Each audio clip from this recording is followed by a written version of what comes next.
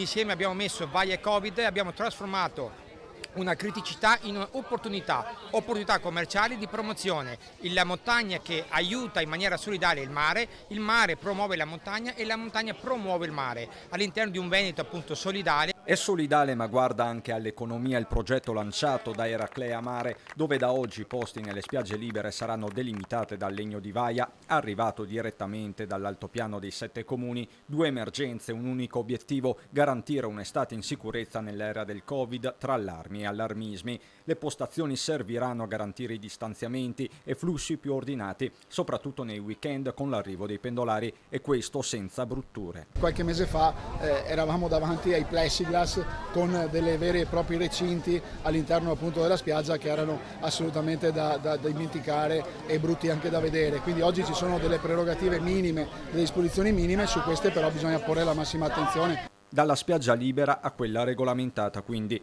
nell'estate dove, fino a qualche tempo fa, sembrava quasi impossibile ripartire. Siamo veramente orgogliosi di essere riusciti a far partire una forma di stagione. Oggi siamo qui a parlare di turismo, di sole, di mare, di divertimento.